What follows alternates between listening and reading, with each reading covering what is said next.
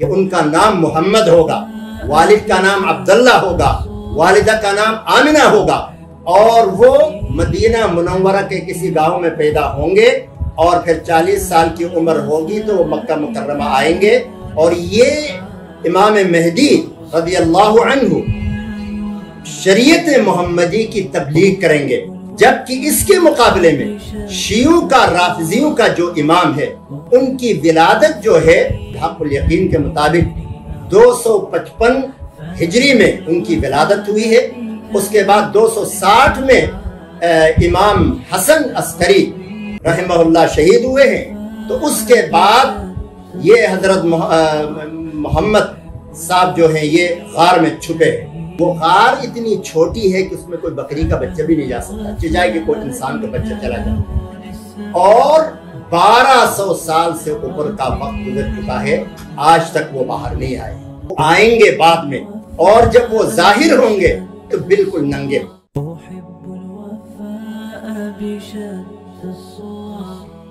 بسم اللہ الرحمن الرحیم۔ حضرات ناظرین و سامعین، ایک ضروری اور اہم پیغام آپ کو دینا ہے اور ایک ضروری وضاحت کرنا ہے۔ پچھلے دنوں میں جب سے گلگت بلتستان میں باقر حسینی نام کا ایک انتہائی ملعون رافضی نے صحابہ کرام، حضرت معاویہ، حضرت ابو سفیان، حضرت عمر رضی اللہ عنہ کی شان میں انتہائی نازیبہ الفاظ میں گستاخی کی، اس کے بعد یہ پورا علاقہ گلگت بلتستان انتہائی قسم کے مظاہرات اور انتہائی قسم کے اختلافات کا شکار ہے۔ اس دوران اہل سنت والجماعت کے امیر جناب قاضی نثار احمد صاحب نے گلگت کے مظاہرے میں 12واں امام محمد بن حسن عسکری کے بارے میں کچھ الفاظ کہے تھے، اور وہ بھی ایسے کوئی گالی، کوئی غلط بات نہیں تھی۔ انہوں نے یہ بھی کہا کہ میں ان کو برا نہیں کہوں گا، البتہ یہ کہا کہ وہ جعلی ہے۔ یہ سنو، ان کا 12واں امام حسن عسکری، ہم نے کہا ہم اس کو برا نہیں کہیں گے، ورنہ وہ تو جعلی ہے۔ ابھی تک آیا نہیں، تو گھر میں بیٹھا۔ اس پر پوری دنیا شیعت، خاص طور پر بلتستان کے شیعہ، جنہوں نے پہلے بھی بہت ہی غلط الفاظ میں، سنگین الفاظ میں اللہ کے محبوب صحابہ کرام کی شان میں انتہائی قسم کی گستاخی اور بدتمیزی کا مظاہرہ کیا، ان لوگوں نے دوبارہ اس طرح کے بڑے بڑے مظاہرے کیے، اور اس میں قاضی صاحب کو نشانہ بنا کر بڑے بڑے غلط الفاظ استعمال کیے اور انتہائی بدتمیزی کی۔ آل محمد کی توہین کرتا ہے، اور مسلمانوں آل محمد کی توہین صرف ائمہ معصومین کی توہین نہیں ہے، شان رسالت کی توہین ہے کہ رسول نے اپنی آل کی تعظیم، عزت واجب اور موجب قرار دی۔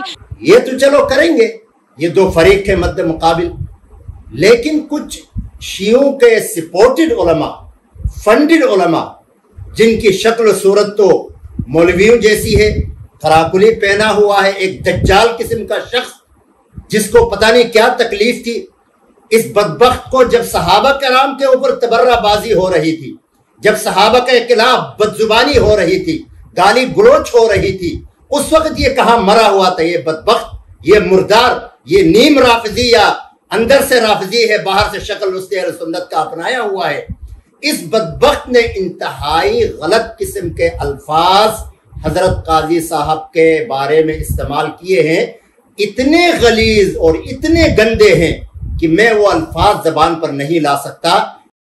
حضرت امام مہدی علیہ السلام جو کہ ہدایت کا نشان ہے، جو کہ عدل و انصاف کا استعارہ ہے، جو کہ خلیفۃ اللہ ہیں، ان کے بارے میں ایک بدبخت نے، ایک ناہنجار نے، اور ایک ایسے کبھی ترین شخص نے کہ جس میں تمام تر وہ ساری بری خصلتیں جمع ہیں جن کے بارے میں رسول اللہ صلی اللہ علیہ وسلم نے فرمایا ہے کہ اہل بیت سے بغض رکھنے والا یا تو منافق ہوگا، یا ولد الزنا ہوگا، یا پھر حیض کے دنوں میں اس کے وحشی باپ نے اس کی ماں کے ساتھ مقاربت کی ہوگی.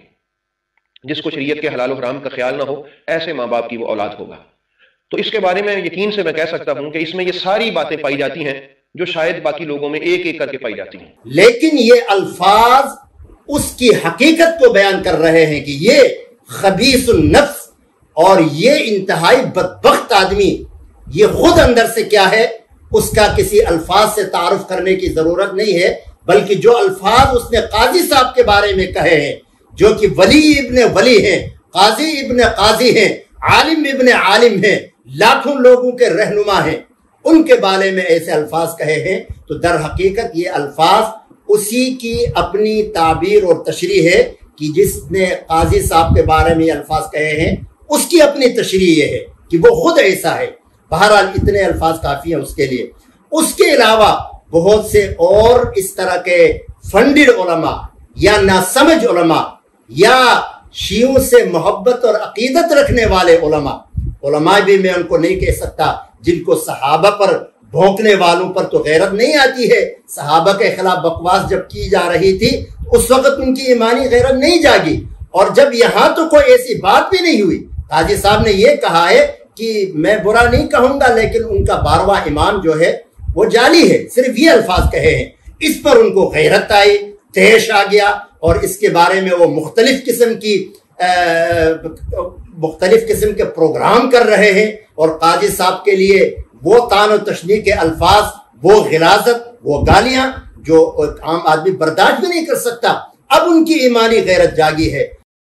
گورنمنٹ آف پاکستان سے، تمام اداروں سے، ایجنسی سے، اب یہ اس ذریعے سے میں چاہوں گا کہ اس کو جو ہے عام کیا جائے، اس پیغام کو، اس بدبخت کو پکڑا جائے اور ایسی سزا دی جائے تاکہ رہتی دنیا تک کسی کو جرت نہ ہو کہ وہ ایسا کوئی کام کر سکے. ابھی یہ کسی بدباطن نے اہل بیت اطہار کے بارے میں بڑی بدزبانی کی ہے. میں یہ سمجھتا ہوں یہ ایک سازش ہے. انشاءاللہ ہم اس سازش کو کامیاب نہیں ہونے دیں گے. کوئی بدبخت حضرت امام مہدی یا ائمہ اطہار کی توہین کرتا ہے، ہم اس سے بری ہیں. یہاں بڑے اہل سنت کے تمام بڑے حضرات بیٹھے ہیں، ہم اس سے بری ہیں، ہمارا اس سے کوئی تعلق نہیں ہے. حضرت امام مہدی اور ائمہ اطہار ہمارے سر کا تاج ہیں، ہمارے لیے مشعل راہ ہیں. ان کی توہین اور تکفیر کرنے والے کو ہم مسلمان نہیں سمجھتے. لیکن پھر مجھے اس بات کا آپ جواب دے دیں کہ اس امت کو عروج دلانے والی شخصیت امام مہدی جب کل تشریف لائیں گے تو پھر کیا آپ ان کا ساتھ نہیں دیں گے؟ تو پھر یزیدیت کا ساتھ دیں گے؟ پھر کیا آپ دجال کا ساتھ دیں گے؟ کل اگر آپ نے امام مہدی کی معیت میں جمع ہونا ہے اور آپ نے ان جنڈوں کے تفرقے کو ختم کرنا ہے تو پھر آج کیوں نہیں جمع ہوتے ہو؟ آج کیوں آپس میں جمع نہیں ہوتے ہو اور اس دشمن کو ناکام کیوں نہیں بناتے؟ بہرحال اس حوالے سے میں یہ عرض کروں گا کہ حضرت امام مہدی جس کا اہل سنت والجماعت کے نزدیک جو تعارف ہے، جو احادیث میں آیا ہے، جو آئیں گے، آپ صلی اللہ علیہ وسلم کی احادیث کا مجموعہ یہ ہے کہ ان کا نام، اس کا خلاصہ یہ ہے کہ ان کا نام محمد ہوگا، والد کا نام عبداللہ ہوگا، والدہ کا نام آمنہ ہوگا، اور وہ مدینہ منورہ کے کسی گاؤں میں پیدا ہوں گے، اور پھر 40 سال کی عمر ہوگی تو وہ مکہ مکرمہ آئیں گے. حجر اسود اور مقام ابراہیمی کے درمیان ظاہر ہوں گے، اور لوگ ان کے ہاتھ پہ بیعت کریں گے. اور یہ امام مہدی رضی اللہ عنہ شریعت محمدی کی تبلیغ کریں گے، اور اس وقت مسلمانوں کے حالات سخت ہوں گے. پھر ان کے ہاتھ پہ لوگ بیعت کریں گے، پھر جہاد کریں گے، آگے تفصیلات ہیں. جبکہ اس کے مقابلے میں شیعوں کا، رافضیوں کا جو امام ہے وہ بہرحال ان کا عقیدہ ہے، ہم کچھ نہیں کہہ سکتے، لیکن ان کی ولادت جو ہے ان کی کتابوں کے مطابق، حق الیقین کے مطابق 255 ہجری میں ان کی ولادت ہوئی ہے. اس کے بعد 260 میں امام حسن عسکری رحمہ اللہ شہید ہوئے ہیں. تو اس کے بعد یہ حضرت محمد صاحب جو ہیں یہ غار میں چھپے ہیں، اور یہ سامرہ کے ایک غار میں، سامرہ مقام ہے عراق کے اندر ایک مقام ہے، اس سامرہ کے مقام میں ایک غار کے اندر یہ چلے گئے ہیں. اب دیکھنا یہ ہے کہ یہاں پر यानी वो गार इतनी छोटी है कि उसमें कोई बकरी का बच्चा भी नहीं जा सकता, चिजाए कि कोई इंसान का बच्चा चला जाए। और 1200 साल से ऊपर का वक्त गुजर चुका है, आज तक वो बाहर नहीं आए। अब शियों का अकीदा है, हक़ुल यकीन के अंदर ये उनकी रिवायतें मौजूद है कि वो आएंगे बाद में। अच्छा, अब उनका कंसेप्ट क्या है कि उनका नाम मोहम्मद है, वालिद का नाम हसन अस्करी है, वालिदा का नाम नरगिस खातून है, और जब वो जाहिर होंगे तो जाहिर होने के बाद, अच्छा जाहिर होंगे तो बिल्कुल नंगे होंगे। अब देखिए ये हक़ुल यकीन के अंदर रिवायत मौजूद है। उसके बाद नऊज़ु बिल्लाह सुम्मा नऊज़ु बिल्लाह हजरत मोहम्मद सल्लल्लाहु अलैहि वसल्लम उनके हाथ पे बैत करेंगे, फिर हजरत अली बैत करेंगे इसी नंगी हालत में। तौबा अस्तगफिरुल्लाह, यानी हुजूर सल्लल्लाहु अलैहि वसल्लम की हजरत अली की इससे बड़ी कोई तौहीन हो सकती है? इमाम मेहदी तो आपके मुक्तदी होकर आएंगे, लेकिन ये यहां पर हुजूर सल्लल्लाहु अलैहि वसल्लम हजरत अली का उनके हाथ पे बैत करा रहे। उसके बाद इनकी किताब के अंदर ये भी लिखा हुआ है कि ये इमाम मेहदी साहब जो है सुन्नी कुफ्फार उलमा को कत्ल करेंगे, यानी इसका पहला काम ये होगा। नऊज़ु बिल्लाह सुम्मा नऊज़ु बिल्लाह। इसीलिए तो कहा जाता है कि यार अगर कोई चीज गढ़ना भी हो तो अकल का से गढ़े, कोई ढंग की चीज गढ़े। 1200 साल से ऊपर हुआ है, अभी तक कोई इंसान कैसे जिंदा रह सकता है? न उनके लिए खाने पीने का अंदर कोई बंदोबस्त है।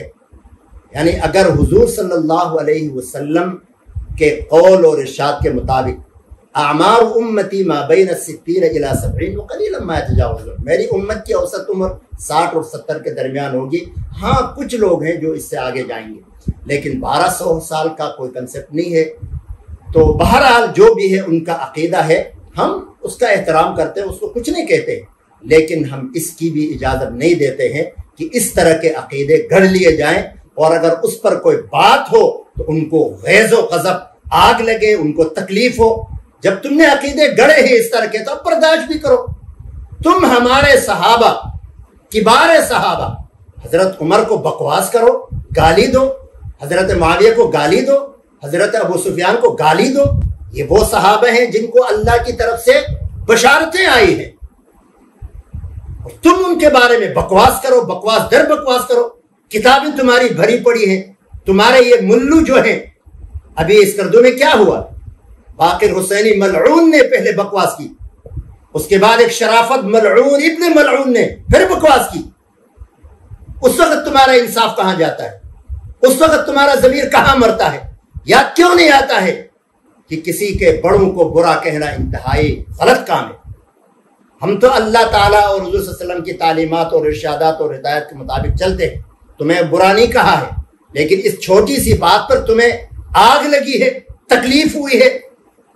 तो हम तो सहाबा पर जान निसार करने वाले हैं, ये याद रखें। सहाबा की तहफ़्फ़ुज़ और उनके नामूस का तहफ़्फ़ुज़ करने के लिए अपने खून का आखिरी कतरा तक बहाना हम ईमानी गैरत समझते हैं और इसको अपना फर्ज समझते हैं। लेकिन तुम्हें कुछ कहे बगैर तकलीफें होती हैं, जुलूस करते हो, मुजाहरे करते हो। तुमसे हमारा गिला नहीं है, गिला इन बगैरतों से है जो सुन्नियत के लिबादे में राफिजी हैं, सुन्नियत के लिबादे में शिया फंडिड हैं, सुन्नियत के लिबादे में शियों का खाया हुआ या उनकी औलाद है। बहरहाल मुझे बहुत तकलीफ हुई, और इंशाअल्लाह इससे ज्यादा तकलीफ इस बदबख्त को होगी जिसने काजी निसार साहब को गालियां दी हैं और उनके खानदान पर बकवास की है। बहरहाल अहले सुन्नत भी इस बात को नोट करें, चाहें तो आप मुताला करें, खुद पढ़ें किताबें कि इमाम मेहदी रज़ी अल्लाहु अन्हु जो सुन्नियों के यहाँ भी इमाम है, लेकिन इनके और इनके इमाम में बहुत फ़र्क है। अहादीस में जो इमाम मेहदी आएंगे वो मैंने आपके सामने अर्ज़ किया किताबों के हवाले से, और शियों के जो इमाम मेहदी हैं उनके बिल्कुल सारी मालूमात अलग है। तो बहरहाल इख्तलाफ तो है, लेकिन लकुम दीनुकुम वलिय दीन, तुम अपने दीन पर खड़े रहो, कायम रहो, लेकिन सहाबा के बारे में कभी कुछ गलत कहने की सोचना भी मत। हम भी तुम्हें कुछ नहीं कहते, जो हुआ है اس پر ہمیں ہمارا بالکل یہ حکومت سے بھی گلہ ہے اور حکومت سے مطالبہ ہے کہ ان بدبختوں کو پکڑ کر باقر حسینی اور شرافت علی جیسے بدبختوں کو پکڑ کر کے فرق کردار تک پہنچایا جائے. أحب الوفاء بشتى الصور، أحب الوفي